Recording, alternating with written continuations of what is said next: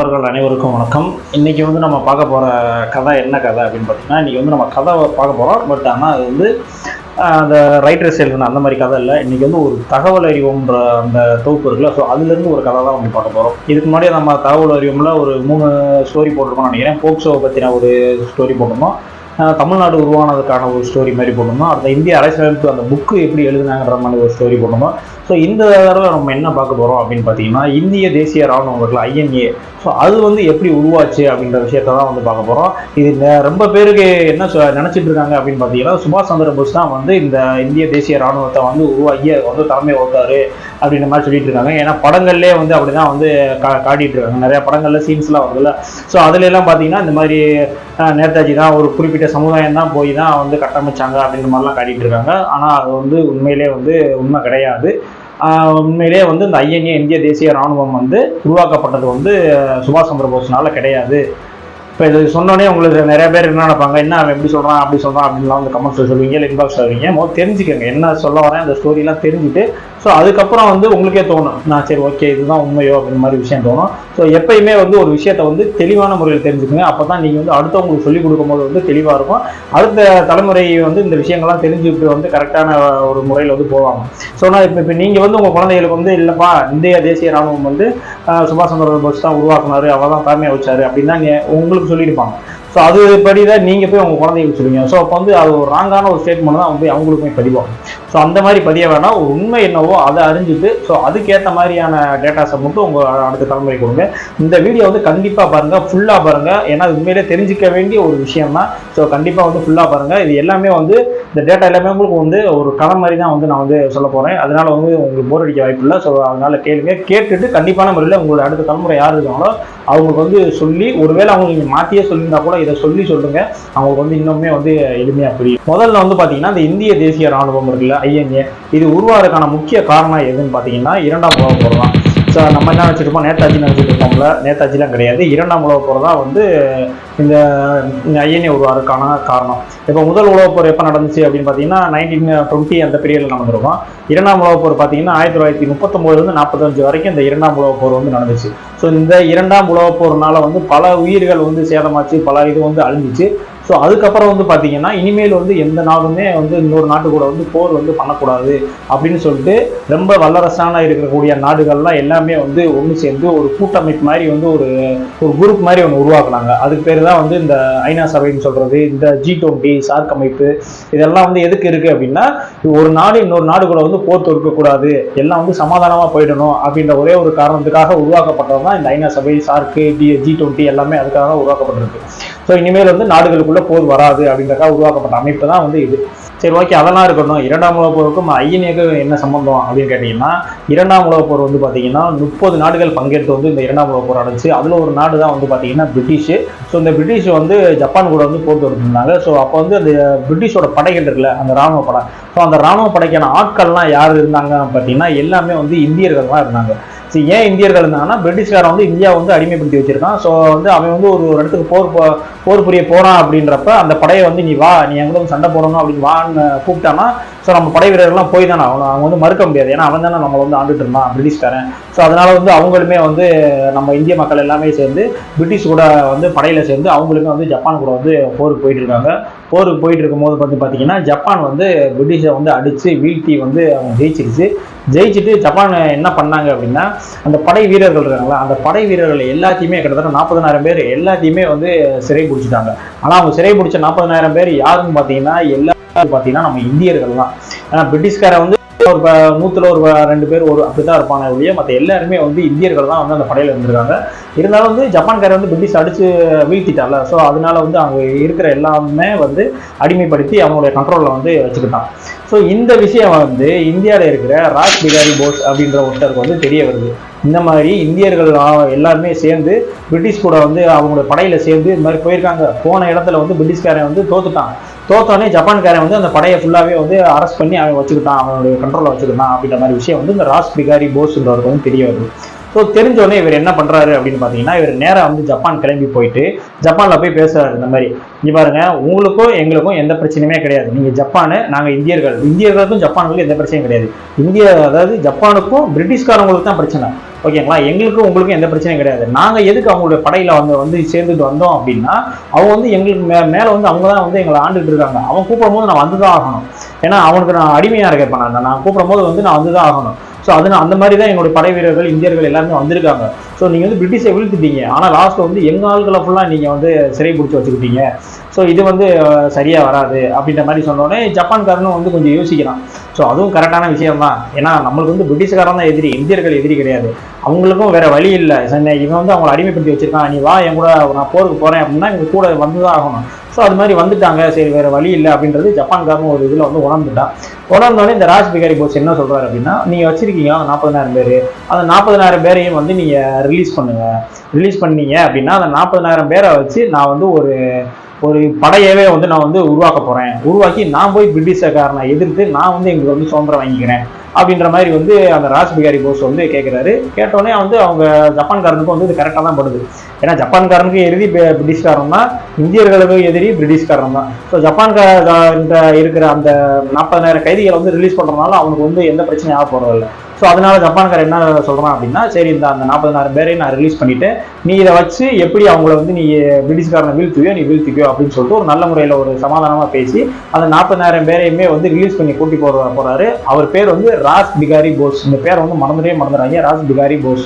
அந்த கூட்டிட்டு போனார்ல அந்த 40,000 பேர், அவங்க எல்லாத்தையுமே வச்சு ஒரு படையை வந்து உருவாக்குறாரு. அந்த படைக்கு பேர் தான் இந்திய தேசிய ராணுவம், INA சொல்றாங்கல்ல, இந்தியன் நேஷனல் ஆர்மி. அந்த படையை வந்து உருவாக்குறாரு. உருவாக்கி அந்த படையினுடைய தலைவராக யாரை போடுறாரு அப்படின்னு பார்த்தீங்கன்னா, மோகன் சிங் அப்படின்றவர் வந்து இந்த படைக்கு வந்து தலைவராக போடுறாரு. இந்த இந்திய தேசிய ராணுவம் உருவாக்குனது யாரு அப்படின்னு கேட்டீங்கன்னா, இனிமேல் வந்து நேதாஜின்னு சொல்லாதீங்க, ராஜ் பிகாரி போஸ். இவர் தான் வந்து உருவாக்குனவர். அந்த படைக்கு தலைவராக இருந்தவர் யாருன்னு கேட்டீங்கன்னா மோகன் சிங். இப்போ வரைக்கும் இதில் நேதாஜி வந்திருக்காரா? நேதாஜி எங்கேயுமே வந்திருக்கவே மாட்டார். இப்போ வரைக்கும் நம்ம பார்த்தது ராஜ் பிகாரி போஸ், மோகன் சிங், 2 பேர் தான். பிரிட்டிஷ்காரை வந்து படையெடுத்து ஜப்பானுக்கு போகிறான், ஜப்பான்கிட்ட போய் தோத்துட்டு நம்ம வீரர்கள்லாம் அங்கே போய் அடிமையாயிட்டாங்க. அடிமையான வீரர்களை வந்து ராஜ் பிகாரி போஸ் போய் சமாதானம் பேசி எல்லா வீரர்களையும் வாங்கிட்டு வந்து அந்த வீரர்களை வச்சு உருவாக்கப்பட்ட படை தான் இந்திய தேசிய ராணுவம். அதுக்கு தான் வந்து ஹெட்டாக இருந்தவர் தான் வந்து மோகன் சிங். ஸோ இப்போ வரைக்கும் நேதாஜி என்ட்ரி வரல, இனிமேல் தான் நேதாஜியோட என்ட்ரி வந்து வரப்போகுது. நேதாஜி வந்து அப்போ எங்கே இருந்தார் அப்படின்னு பார்த்தீங்கன்னா, நேதாஜி வந்து 1885 வந்து காங்கிரஸ் கட்சி அப்படின்னு ஒன்று உருவாச்சு. இப்போ இருக்கிற காங்கிரஸ் கட்சி கை சின்னம், அந்த காங்கிரஸ் கட்சி வந்து அப்போ வந்து உருவாச்சு. அந்த காங்கிரஸ் கட்சியில தான் வந்து நேதாஜி வந்து அப்போ வந்து ஜாயின் பண்ணி அந்த அரசியல் பணிகள்லாம் வந்து ஆட்டிட்டு இருக்காரு. அதுக்கப்புறம் வந்து பார்த்தீங்கன்னா 39லயும் சரி 1938லயும் சரி 2 தடவையுமே வந்து அந்த காங்கிரஸ் கட்சியினுடைய தலைவராக வந்து யார் இருந்தார் அப்படின்னு பார்த்தீங்கன்னா வந்து நேதாஜி தான் வந்து தேர்ந்தெடுக்கப்பட்டாரு. ஸோ அந்த 1939 வந்து ஒரு வருஷத்துக்குமே ஒரு தலைவர் வந்து அப்போ மாறிக்கிட்டே இருப்பாங்க. காங்கிரஸ்ல எலெக்ஷன் மாதிரி வச்சு அவங்களுக்குள்ளே வச்சு எடுத்துகிட்டே இருப்பாங்க.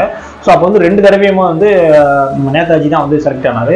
ஒரு தடவை செலக்ட் ஆகும்போது அவருக்கு ஆப்போசிட்டாக நின்னவர் யாருன்னு பார்த்தீங்கன்னா, அவர் வந்து காந்தியோட ஆதரவாளர். ஸோ அவர் பேர் வந்து பட்டாபி சீதாராமையா அவர் பேர்.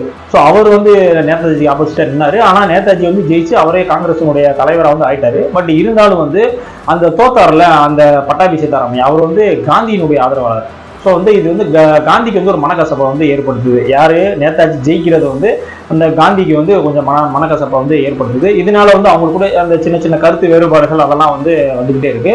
ஸோ அப்போயுமே வந்து அந்த விஷயங்கள் வந்து நேதாஜிக்கு வந்து தெரிய ஆரம்பிக்குது. நம்ம ஜெயிச்சது வந்து இந்த காந்திஜி அவர்களுக்கு வந்து கொஞ்சம் மனக்கசப்பு தான் ஏற்படுத்துது. ஏன்னா அவங்க ஆள் வந்து ஜெயிக்கலையே அப்படின்ற மாதிரி அவருக்கு தோன்றாரு போல அப்படின்ற விஷயமா அவருக்கு தெரிய வருது. அதுக்கப்புறம் பார்த்தீங்கன்னா சின்ன விஷயத்துக்கு கூட அவங்களுக்குள்ள அந்த கருத்து வேறுபாடுகள் வந்து வந்துகிட்டே தான் இருக்கு. அதுக்கப்புறம் வந்து என்ன பண்றாரு அப்படின்னு பார்த்தீங்கன்னா, நேதாஜி அவர்கள் வந்து அந்த காங்கிரஸ் கட்சியிலேருந்தே விலகும் போது என்ன சொல்லிட்டு வர்றாரு அப்படின்னா, உங்களுடைய அந்த அறம் சார்ந்த அந்த போராட்டங்கள் இதெல்லாம் வந்து எனக்கு வந்து எந்த நம்பிக்கையும் இல்லை. நீங்கள் பாட்டுக்கு அவன் அடிச்சுக்கிட்டே இருக்கான், நான் வந்து அடி வாங்கிட்டு நான் வந்து அமைதியாக போராட்டம் பண்ணிட்டு இருக்கணும், இந்த மாதிரி தத்துவத்தில் எனக்கு வந்து உடன்பாடு கிடையாது. நான் வந்து விளைவிக்கிறேன், அவங்ககிட்ட வந்து புரட்சி செஞ்சு அவங்களை அடித்தா மட்டும்தான் நான் வந்து சுதந்திரத்தை வந்து வாங்கி தர முடியும்.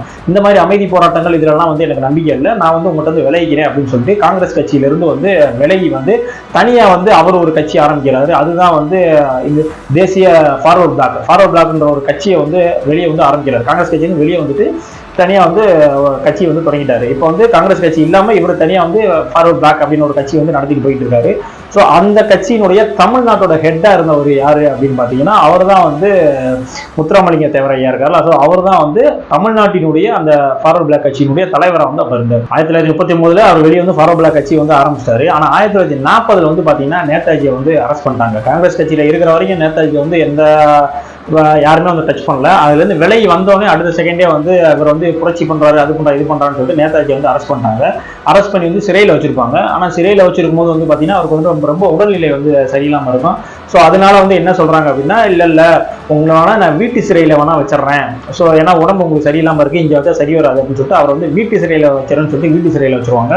வீட்டு சிறை அப்படின்னா வீட்டுக்குள்ளேயே தான் இருக்கணும். வீட்டில் தேவையானது எல்லாமே மருந்து மாத்திரை சாப்பாடு எல்லாமே கிடைச்சிடும். ஆனால் வெளியே வந்து 2 போலீஸ் இருப்பாங்க. இவர் வந்து வெளியே எங்கேயே போக முடியாது. அந்த மாதிரி ஒரு சிறையில் வந்து இவர் வந்து வச்சிருக்காங்க. ஆனால் அது வச்சிருந்து ஒரு 3 மாதம் கழிச்சு தான் தெரிய வருது, இவங்க வந்து நம்மளை வந்து தூக்கில் ஏற்ற போகிறாங்க, நம்மளை கொல்ல போகிறாங்க, அப்போ பிரிட்டிஷ்காரர் வந்து நம்மளை கொல்ல போகிறான் அப்படின்ற விஷயம் வந்து நேதாஜிக்கு தெரிய வருது. ஸோ நேதாஜி தெரிஞ்சோடனே அந்த வீட்டு சிறையிலேருந்து தப்பிச்சு கடல்வழி பயணமாக வந்து எங்கே போகிறாரு அப்படின்னு பார்த்தீங்கன்னா ஜெர்மனிக்கு வந்து போகிறாரு. ஸோ ஜெர்மனிக்கு வந்து போகிறாருன்னு சொன்னால, ஸோ ஜெர்மனிக்கு எதுக்காக போகிறாரு அப்படின்னா, இவங்க அந்த காங்கிரஸ் கட்சியில் அந்த காந்தி இவங்கெல்லாம் சேர்ந்து வந்து ரொம்ப அறப்போராட்டமாக பண்ணிட்டு இருக்காங்க, அஹிம்சை வழியில் போயிட்டு இருக்காங்க, அதெல்லாம் வேலைக்கு ஆகாது. நான் போய் ஜெர்மனியில் வந்து ஹிட்லர் இருக்காரு, நான் போய் ஹிட்லர்கிட்ட போயிட்டு அவருடைய படைகளில் அவங்க படையை கேட்டு நான் அந்த படை மூலயமா வந்து நான் பிரிட்டிஷ்காரங்களோட சண்டை போட்டு நான் வந்து சுதந்திரம் வாங்கிக்கிறேன் அப்படின்ற ஒரு மைண்ட் செட்டில் வந்து ஜெர்மனிக்கு வந்து போகிறாரு. ஜெர்மனிக்கு போனோடனே அங்கே மிகப்பெரிய ஆச்சரியம் வந்து அவர் காத்திருக்கு. என்ன அப்படின்னு பார்த்தீங்கன்னா, ஜெர்மனியில் அந்த அவருடைய ஹோம் இருக்குல்ல, ஹிட்லருடைய ஹோம் உள்ளே போகும்போது பார்த்தீங்கன்னா கிட்டத்தட்ட ஒரு 8 பேர் வந்து உள்ள ஹிட்லர் மாதிரியே தான் சுற்றிட்டு இருக்காங்க. அது எதுக்காகனா ஹிட்லர் வந்து அவருடைய பாதுகாப்புக்காக அது மாதிரி பண்ணி வச்சிருக்காரு. ஸோ யாரை பார்த்தாலுமே வந்து ஹிட்லர் மாதிரியே இருப்பாங்க. யாராவது டக்குன்னு தாக்க வந்தாங்கன்னா யார் ஒரிஜினல் ஹிட்லர் யார் டூப்ளிகேட் ஹிட்லர்னே தெரியாது. ஸோ அந்த மாதிரி வந்து உள்ள சுற்றிக்கிட்டே இருக்காங்க. ஸோ நேதாஜி உள்ளே போனோடனே வந்து அவருக்கே வந்து ஃபஸ்ட்டு கன்ஃபியூஸாக இருக்குது, இது எந்த ஹிட்லரு அப்படின்னு சொல்லி பார்த்துக்கிட்டே இருக்காங்க. முதல்ல ஒரு ஆள் வந்து கேட்குறாரு யாரை பார்க்கணும் அப்படின்னாலே, நான் ஹிட்லரை பார்க்கணும் அப்படின்றாரு. ஆனால் ஆக்சுவலாக கேட்குறவரே வந்து ஹிட்லர் மாதிரி தான் இருக்காரு. ஸோ ஆனால் இவருக்கு தெரியுது இவர் வந்து ஹிட்லர் கிடையாது அப்படின்ற மாதிரி வந்து தெரியுது. ஸோ பின்னாடி வந்து ஒரு ஆள் வந்து முதுகில் வந்து கை வச்சுட்டு இந்த மாதிரி கேட்குறாரு, வாங்க நேதாஜி உள்ளே வாங்க அப்படின்னோடனே, வாங்க ஹிட்லர் நல்லா இருக்கீங்களா அப்படின்றாரு. எப்படி நீங்கள் வந்து கண்டுபிடிச்சிங்க, 8 பேர் இருக்கும்போது நான் மட்டும் கை வச்சுன்னு எப்படி நீங்கள் கண்டுபிடிச்சிங்க அப்படின்னு கேட்கும்போது அவர் சொல்கிறாரு, இது என் மேலே டச் பண்ணுற அளவுக்கு இங்கே தைரியம் வந்து இந்த ஹிட்லரை தவிர வேறு யாருக்குமே கிடையாது, அதை வச்சு தான் வந்து கண்டுபிடிச்சேன் அப்படின்ற மாதிரி வந்து சொல்லுவார். இந்த மாதிரி ஒரு சம்பவமும் அப்போ நடந்திருக்குன்ற மாதிரி பதிவாயிருக்கு. இப்போ வந்து நேதாஜி போய் ஹிட்லர்கிட்ட வந்து கேட்குறாரு, எப்போ நான் காங்கிரஸ்லேருந்து வந்துட்டேன், தனியாக கட்சி ஆரம்பிச்சிட்டேன், என்னை வந்து ஜெயிலில் வச்சுருந்தாங்க, என்னை கொல்ல பார்த்தாங்க, நான் வந்து தப்பிச்சு வந்து இங்கே வந்துட்டேன், உங்களுடைய படையெல்லாம் கொஞ்சம் படையை கொடுத்த அப்படின்னா நான் அதை வச்சு வந்து பிரிட்டிஷ்காரனோட சண்டை போட்டு நான் வந்து வெற்றி அடைஞ்சிருவேன் அப்படின்ற மாதிரி வந்து கேட்குறாரு. ஆனால் அப்போதைக்கு வந்து ஹிட்லர் வந்து தரம் மறுக்கிறாரு. ஸோ அப்போ வந்து ஹிட்லர்கிட்ட வந்து அந்த படையை வந்து நேதாஜினால் வாங்க முடியல. ஸோ அந்த பேச்சுவார்த்தையை வந்து தோல்வியில் தான் முடிஞ்சிருது. ஸோ இப்போ ஹிட்லர்கிட்ட போய் கேட்டது வந்து இப்போ வந்து ஃபெயில் ஆகிடுச்சு. ஸோ இப்போ வந்து அப்படியே வந்து இதுக்கு முன்னாடி சொன்ன இடத்துக்கு போயிருமா. இப்போ வந்து அங்கே வந்து ராஸ் பிகாரி போஸ்ன்றவர் வந்து ஜப்பான்கிட்ட இருந்து அந்த படையெல்லாம் வாங்கி ஒரு ஐஎன்ஏன்ற ராணுவத்தை உருவாக்கி வச்சிருந்தாரா. ஸோ இப்போ அவருக்கு வந்து அவர்னாலையும் சரி அந்த மோகன் சிங்னாலையும் சரி அந்த படையை வந்து சரியாக வந்து வழி நடத்த முடியல. ஸோ இதுக்கு வந்து இன்னொரு நல்ல தலைவர் இருந்தால் நல்லா இருக்குமே அப்படின்ற மாதிரி வந்து அவங்க வந்து தேடிட்டு இருக்காங்க. ஸோ அவங்க தேடிட்டு இருக்கும் போதும் சரி இங்கே வந்து நேதாஜிக்கு வந்து அவருக்கு வந்து படையே தேவைப்படுது. ஸோ மோகன் சிங் வந்து ஒரு படம் வச்சிருக்காரு, இங்கே நேதாஜி வந்து படம் தான் தேவைப்படுது. ஆனால் இங்கே இருக்கவங்களுக்கு வந்து ஒரு தலைவர் தேவைப்படுறாங்க. ஸோ கரெக்டாக ரெண்டுமே மெர்ஜ் ஆகிறப்ப ஸோ வந்து அந்த நேரத்துக்கு வந்து நேதாஜி வந்து அந்த படைக்கு வந்து தலைமை நான் வந்து ஏற்றுக்கிறேன், நான் அந்த படையை வழி நடத்துகிறேன் அப்படின்னு சொல்லிட்டு நேதாஜி வந்து அந்த இடத்துல வந்து தலைமை ஏற்றுக்கிறாரு. ஸோ இப்படி தான் வந்து நேதாஜி வந்து அந்த இந்திய தேசிய ராணுவத்துக்கு தலைவரான ஒரு சின்ன கதை இது என்ன இருக்கு. ஆனால் இப்போ இதுக்கப்புறம் நீங்கள் யார்கிட்ட போய் சொல்றதா இருந்தாலும் அந்த ராஸ் பிகாரி போஸ், மோகன் சிங் இவங்களெல்லாம் சொல்லிட்டு அதுக்கப்புறம் நீங்கள் நேதாஜி சொன்னீங்க அப்படின்னா தான் கரெக்டாக வரும். ஏன்னா படையை வந்து உருவாக்குறது வேற ஒரு ஆள். ஸோ அவங்க தலைமை சரியில்லை, யாரோ ஒரு தலைவர் வேணும்னு தேடிட்டு இருக்கப்போ தான் அந்த நேதாஜி வந்து இதுக்கு வந்து தலைவராக சொல்லலாம். இன்னும் நிறைய பேர் என்ன சொல்லிட்டு இருக்காங்க, நேதாஜி வந்து அவரெல்லாம் படிக்காத ஆளு, காட்டு மிராண்டி, சண்டை கொடுத்துருந்தாலும் சுட்டு இருந்தாப்புல அப்படிலாம் சொல்லிட்டு இருப்பாங்க. நேதாஜி வந்து அந்த காலத்துல வந்து ஐசிஎஸ் எக்ஸாம் எழுதி பாஸ் பண்ண ஒரே ஆளு. ஐசிஎஸ் எக்ஸாம்னா இப்போ இருக்கிற ஐபிஎஸ் ஐஏஎஸ் எக்ஸாம்லாம் இருக்குல்ல, ஸோ அந்த லெவலுக்கு உள்ள படிப்பு தான் வந்து அந்த ஐசிஎஸ். ஸோ அதையே எழுதி பாஸ் பண்ண ஒரு ஆள். வேலை கிடைச்சும் கூட பிரிட்டிஷ் கீழே வேலை பார்க்க மாட்டேன் அப்படின்ற ஒரே காரணத்துக்காக வந்து அதெல்லாம் தூக்கி எரிஞ்சிட்டு இந்த படைக்கு வந்து தலைவரான ஆள். ஸோ இனிமேல் யாராவது நேதாஜி படிக்காத ஆள், காட்டு மாடி சண்டை கொடுத்துருங்க அப்படின்னா அவங்கள கண்டிப்பாக சொல்லுங்க அவர் வந்து ஐசிஎஸ் முடிச்ச ஒரு ஆளுப்பா அப்படின்னு. ஸோ இப்போ வந்து அந்த 40,000 படைகளுக்கும் 40,000 அந்த மெம்பர் இருக்காங்களோ, ஸோ அவங்களெல்லாம் சேர்ந்தது தான் அந்த இந்திய தேசிய ராணுவம். இப்போ அதனுடைய தலைவராக வந்து நம்ம நேதாஜி வந்து இப்போ வந்து ஆயிட்டாரு. ஆனோடனே என்ன பண்ணுறாரு அப்படின்னா அந்த படையை வந்து 4 பிரிக்கிறாரு. ஃபர்ஸ்ட் படை என்னன்னா ஜான்சி ராணி படை அப்படின்னு சொல்லிட்டு பேர் வைக்கிறாரு. செகண்ட் வந்து நேரு படை, 3வது வந்து காந்தி படை, 4வது வந்து போஸ் படை அப்படின்ற மாதிரி பேர் வைக்கிறாரு. அந்த ஜான்சி ராணி படை இருக்குல்ல, அதனுடைய தலைவராக வந்து யாரை போடுறாங்கன்னா ஒரு லேடியை போடுறாங்க. அவங்க பேர் வந்து லட்சுமின்றவங்க. இவங்க வந்து இந்தியாவில் பிறந்தவங்க தான், ஆனால் சிங்கப்பூரில் வந்து டாக்டரேட் முடிச்சு டாக்டராக இருந்தவங்க. இருந்தாலும் நேதாஜி மீது கொண்ட அந்த பற்றுனாலையும் அந்த தேசப்பற்றுனாலையும் அவருடைய கொள்கையினாலையும் வந்து அதெல்லாம் தூக்கி போட்டுட்டு வந்து இங்கே வந்து சாதாரண ஒரு படைக்கு வந்து தலைமை தாங்கி அந்த வேலையை வந்து பார்த்துட்டு இருந்தாங்க. ஸோ இப்போ இந்த படையெல்லாம் வச்சு 1945 வந்து பிரிட்டிஷை எதிர்க்கிறதுக்கு வந்து சுபாஷ் சந்திர போஸ் வந்து அங்கே போறாரு. போய் வந்து பிரிட்டிஷை வந்து எதுக்குறாரு. கிட்டத்தட்ட ஓரளவுக்கு அடிச்சு ஆளை போய்கிட்டே இருக்காரு. ஏன்னா போர் நடந்துகிட்டே இருக்கு. கிட்டத்தட்ட ஒரு வெற்றி முகமாக தான் கொஞ்சம் தூரம் போய்கிட்டே இருக்காரு. அதுக்கப்புறம் பார்த்தீங்கன்னா ஒரு 2 கிலோமீட்டருக்கு வந்து ஒரு எப்படி சொல்றது, ஒரு செகதியான ஒரு மணல் புதக்குழி மாதிரி இருக்கு. ஸோ இதெல்லாம் கடந்து போனதான் பிரிட்டிஷை வந்து அட்டாக் பண்ண முடியும். ஸோ அந்த இடத்துல போய் பார்த்தீங்கன்னா படைகள் எல்லாமே வந்து செகதியில் அங்கங்க வந்து மாட்டிக்கிறது. ஸோ மாட்டிட்டு வந்து பிரிட்டிஷ்காரங்களுக்கு வந்து ரொம்ப ஈஸி ஆயிடுது. ஸோ ஈஸியானோட இவங்க எல்லாத்தையுமே வந்து பாதி பேர்த்த சுட்டு கொண்டுட்டாங்க. மிச்சம் இருக்க பேர்த்த ஃபுல்லாக அவங்களோட அடிமையா வந்து எடுத்துக்கிட்டாங்க. ஸோ வந்து இந்திய தேசிய ராணுவம் ஒரு படை உருவாச்சு. அந்த படையை வச்சு நேதாஜி வந்து போய் சண்டை போட்டாரு. ஆனால் அந்த சண்டையை வந்து தோல்வியில முடிஞ்சிருச்சு. அந்த ஃபைட்ல வந்து நேதாஜி வந்து அங்கிருந்து வந்து தப்பிச்சிட்டாரு. அந்த படை வந்து தோல்வி அடைஞ்சிருச்சு, நம்ம வந்து இதுக்கு மேலே பிரிட்டிஷை எதுக்க முடியாதுன்றப்ப அந்த இடத்த வந்து நேதாஜி வந்து தப்பிச்சிட்டாரு. தப்பிச்சு வந்து ஃப்ளைட் மூலியமா வந்து அவர் தப்பிக்கிறதுக்கு வந்து ட்ரை பண்ணாரு. ஆனால் அந்த நேரத்தில் வந்து ஃப்ளைட் வந்து வெடிச்சு அவர் இறந்துட்டாரு அப்படின்ற மாதிரி வந்து ஒரு ஸ்டேட்மெண்ட் வந்து பதிவாயிருக்கு. ஆனால் இதை வந்து பிரிட்டிஷ்காரவங்க பார்த்தீங்கன்னா இதை வந்து நம்பவே இல்லை. அவர் வந்து நேதாஜி வந்து அந்த படையில தோல்வி அடைஞ்சோடனே, அந்த போரில் தோல்வி அடைஞ்சோடனே உடனே அங்கே தப்பிச்சு போகும்போது இறந்து போயிட்டாரு அப்படின்ற விஷயத்தை வந்து பிரிட்டிஷ்காரன் யாருமே வந்து ஏற்றுக்கவே இல்லை. அதுக்கப்புறம் அவங்களுக்குள்ளேயே வந்து பார்த்தீங்கன்னா நிறைய கமிட்டிலாம் அமைச்சு நேதாஜியை வந்து தேடிட்டு இருந்தாங்க. அவர் வந்து இறந்துட்டாரா இல்லையான்னு பல வருஷங்களானாலும் நடந்துச்சு. ஸோ சுதந்திரமாக கொடுத்த பிறகு கூட இந்த அனலிஸ் வந்து போய்கிட்டே தான் இருந்துச்சு. ஸோ அந்த ஒரு ரிப்போர்ட் படி என்ன சொல்றாங்க அப்படின்னா, கண்டிப்பாக வந்து நேதாஜி வந்து அங்கிருந்து கிளம்புனாரு. பட் ஆனால் அந்த ஃப்ளைட் ஆக்சிடென்ட்ல வந்து அவர் வந்து சாகலை, அவர் வந்து உயிரோட தான் இருக்காரு அப்படின்ற மாதிரி வந்து ஒரு ஸ்டேட்மெண்ட் சொன்னாங்க. எப்படி சொல்றீங்க அப்படின்னா, அவர் வந்து பார்த்தீங்கன்னா பீகார்ல அந்த அசாம் சைட்லலாம் பார்த்தீங்கன்னா கும்னாபி பாபா அப்படின்ற பேர்ல வந்து நேதாஜி வந்து வாழ்ந்துட்டு தான் இருக்காரு அப்படின்ற மாதிரி ஒரு ஸ்டேட்மெண்ட் வந்து அவங்க சொன்னாங்க. இப்பயுமே நீங்க போய் கூகுளில் போயிட்டு கும்னாபி பாபா அப்படின்ற பேர்ல வந்து நீங்க சர்ச் பண்ணி பாருங்க. அச்சு அசலா அப்படியே நேதாஜி மாரியே இருப்பாரு. உண்மையிலேயே அவர் தான் நேதாஜி. அவர் வந்து இறக்கல, இந்த பேர்ல வந்து அவர் வாழ்ந்துட்டு தான் இருந்தாரு. ஏன்னா இந்த போரினுடைய தோல்விக்கு அப்புறம் வந்து அவர் வந்து இந்த புரட்சி மேலையும் ஃபைட்டு மேலையும் வந்து அதிகமா வந்து இன்ட்ரெஸ்ட் இல்லை. அதனால வந்து அவருடைய பழைய வாழ்க்கைக்கு அவர் வந்து போயிட்டாரு அப்படின்ற மாதிரியான ஒரு ஸ்டேட்மெண்ட் தான் வந்து கொடுத்துருக்காங்க. இது உண்மையா பொய்யான்னு தெரியல. ஆனா அந்த கும்னாபி பாபான்றவரை நீங்க கூகுள்ல சர்ச் பண்ணி பார்த்தீங்கன்னா அச்சு அசலா அப்படியே வந்து நேதாஜி மாரியே தான் இருப்பாரு. ஸோ இதுதான் வந்து இந்திய தேசிய ராணுவம் உருவான கதை. படையை உருவாக்குறாங்க. யார் உருவாக்குனாங்கன்னா ராஸ் பிகாரி போஸ்ன்றவர் தான் உருவாக்குறாரு. அது தலைமை தாங்கினவர் யாரு அப்படின்னு பாத்தீங்கன்னா மோகன் சிங்ன்றவர் தான் தலைமை தாங்குறாரு.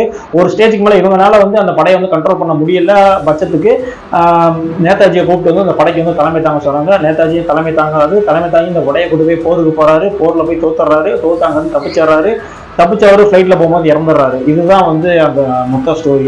ஸோ இனிமேல் வந்து இந்திய தேசிய ராணுவம் எப்படி உருவாச்சு அப்படின்னு கேட்டிங்கன்னா இந்த கதையை போய் எல்லாத்துக்குமே சொல்லுங்க. உங்க அடுத்த ஜென்ரேஷனுக்கு இதுதான் போய் சேரும்.